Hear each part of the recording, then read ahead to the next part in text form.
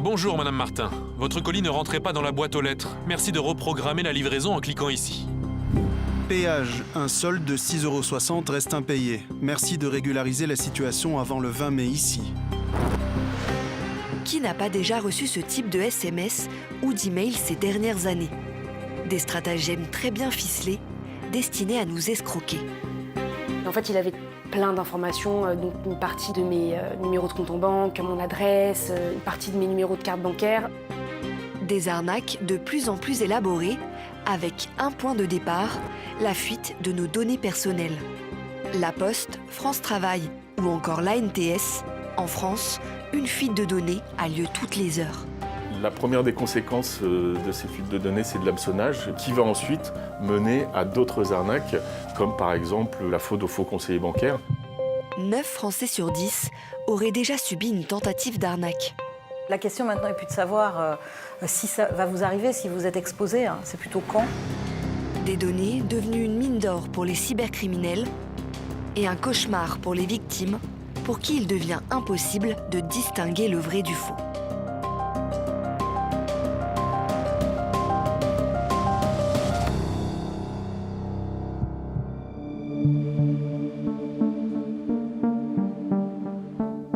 C'est tellement bien fait et il suffit de trouver la bonne faille et en fait, on peut plonger dedans très rapidement, quoi.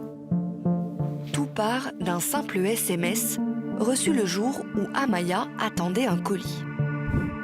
Des frais de douane s'appliquent à votre colis. Veuillez régulariser ici pour poursuivre l'expédition.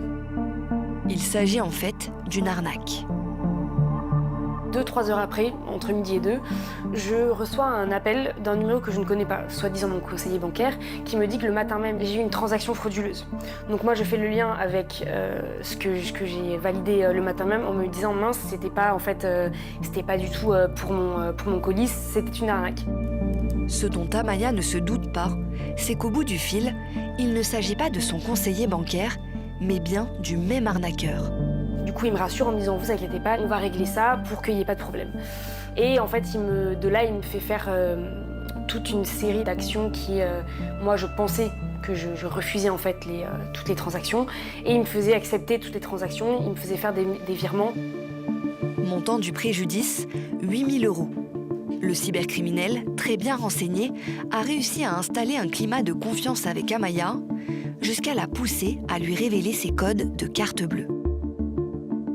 Il avait plein d'informations, donc une partie de mes numéros de compte en banque, mon adresse, une partie de mes numéros de carte bancaire. Donc forcément, je me sentais en sécurité. Je me suis dit, bon, il va m'aider. Et en fait, au final, il me volait de l'argent, quoi. Comment ces escrocs ont-ils pu avoir accès à toutes ces informations censées être confidentielles? Grâce aux fuites de données. Parmi les organismes touchés, La Poste, France Travail ou encore l'ANTS, le portail qui délivre passeports et cartes d'identité. Lorsque nous réalisons des achats sur des sites ou nous connectons à nos espaces personnels en ligne, nos informations sont conservées dans des espaces de stockage. Trouver leur faille est souvent un jeu d'enfant pour les cybercriminels qui piratent ces données et les revendent sur Internet. Aujourd'hui, vous allez retrouver ces données, ce qu'on appelle communément le Amazon de la cybercriminalité. En fait, c'est comme si vous alliez donc sur votre plateforme préférée pour faire des achats. Et donc là, vous pouvez un peu faire votre marché. Clément Domingo est un hacker éthique. Il sensibilise le grand public aux risques cyber et aide les entreprises à se protéger. Là, par exemple, on a la fuite de données d'un opticien en France. On a l'équivalent de 200 000 personnes qui sont contactées. Et dans cette fuite, on va retrouver les différentes coordonnées personnelles de la personne, mais tout un tas d'autres informations qui vont servir à d'autres arnaques. Selon cet expert, 9 Français sur 10 seraient concernés par une fuite de données. Nous décidons de faire le test. Sans vous connaître, c'est la première fois qu'on se rencontre, juste en tapant votre nom et votre prénom, on retrouve déjà votre adresse mail, votre date de naissance. Vous confirmez bien que vous êtes né en 92. On a aussi votre ville d'origine. Mais surtout, le plus intéressant dans absolument tout ça, on retrouve un peu des membres, j'imagine, de votre famille proche, pour certains qui sont mineurs. C'est incroyable. Ouais, je pense que le fait de l'entendre et le fait de le voir, c'est totalement différent. Et donc ça, aujourd'hui, c'est applicable à toutes les personnes qui vivent en France, et c'est là où c'est totalement désastreux, c'est là où c'est totalement terrible. Aujourd'hui, des informations de plus en plus sensibles sont dérobées. Fin 2025, un logiciel de santé est piraté. Les données d'environ 15 millions de patients sont révélées. Dans ces données médicales, on retrouvait quand même le statut de certains patients. Certains étaient séropositifs, certains étaient transsexuels, certains avaient un peu des dépressions. Et là, ça change totalement la donne. Donc imaginez que demain, vous vouliez avoir un crédit et que le courtier, la banque, qui n'avait peut-être pas accès à ces données médicales, qui se retrouvent maintenant à la vente ou gratuitement en libre circulation, peut-être que ce prêt ne vous sera plus du tout accordé. Les autorités alertent, les conséquences de ces fuites basculent du numérique vers le monde physique. En 2025 et début 2026, une rupture s'est faite, alors à 2 occasions. Le premier, c'est la fuite de données de la Fédération française de tir, où il y a eu des cambriolages, des faux policiers, des faux gendarmes se sont présentés au domicile des personnes, et avec du vol d'armes. Le deuxième cas, c'est des fuites de données liées à des sites qui gèrent des cryptoactifs, et donc il y a des enlèvements, des séquestrations, des actes de barbarie et de torture auprès des victimes directement ou leurs familles. Pour Amaya, les choses ne sont pas allées aussi loin, mais les cybercriminels se sont tout de même rendus à son domicile. Ce conseiller que j'avais au téléphone me propose en fait un service de la banque qui permet en urgence de remplacer mes cartes bleues. Donc là, il y a un coursier qui m'attendait ici. C'est là que j'ai donné mes cartes. C'est pour ça que j'ai dit que je me suis aussi sentie violée dans mon intimité, parce qu'il est vraiment venu, chez moi, quoi. Amaya a déposé plainte en vain. Des plateformes à destination du grand public existent, mais celles-ci ont surtout pour but de sensibiliser et de faciliter le dépôt de plaintes. Dans la plupart des cas, les cybercriminels ne sont pas retrouvés et les victimes ne sont pas indemnisées. La cybercriminalité, par principe, elle est sur Internet, elle est diffuse. Donc de l'importance, justement, de faire attention à ces usages, de ne pas faire confiance, de ne pas cliquer sur les liens, de ne pas répondre au téléphone. Parce que derrière, si malheureusement vous êtes victime, effectivement, contrairement à un vol physique, par exemple, c'est beaucoup plus compliqué. Sur ces dernières années, ceux qui nous attaquent le plus, ce sont des jeunes cybercriminels, qui plus est français. Certains sont adolescents encore, 14, 15, 16, 17, 18, parce qu'ils ont compris surtout qu'ils peuvent se faire rapidement de l'argent, jusqu'à 5 à 10 000 euros à la semaine. Et pour certains avec lesquels je peux échanger depuis maintenant de nombreux mois, certains montent jusqu'à 120 000 euros après quelques semaines, après quelques mois. Identifier les cybercriminels, c'est le défi quotidien de Marwan. Ancien arnaqueur, il a monté sa propre agence de recherche privée et aide désormais les victimes à retrouver leur escroc. Oui, bonjour Nadia, c'est Marwan, le fondateur de la société Fanway Scammer. Je vous appelle avec une très bonne nouvelle. On a retrouvé l'identité complète de votre escroc, son adresse, et c'est ça la bonne nouvelle, c'est que votre escroc, il est en France, et que donc il va pouvoir être interpellé par les forces de l'ordre.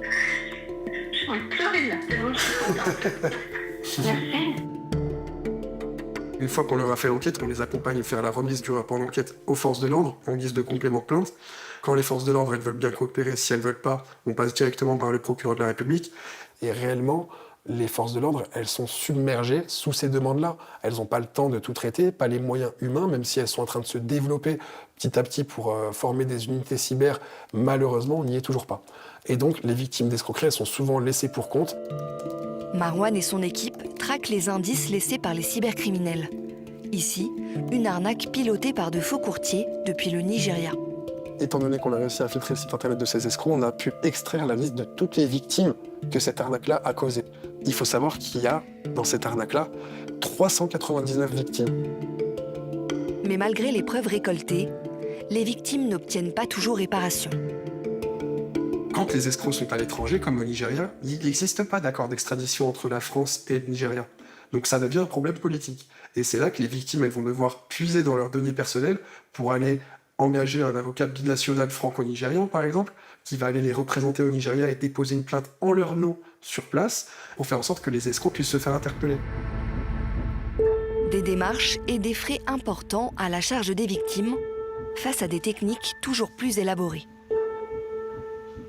On est en train de vivre une révolution numérique avec l'intelligence artificielle qui, elle aussi, consomme beaucoup de nos données et qui risque d'accélérer toutes ces arnaques et tout ce qui pourrait en découler. Tant qu'on ne mettra pas suffisamment d'argent, ça va être compliqué de rehausser ce niveau de protection des données. Et le plus important, c'est la pédagogie, c'est la sensibilisation.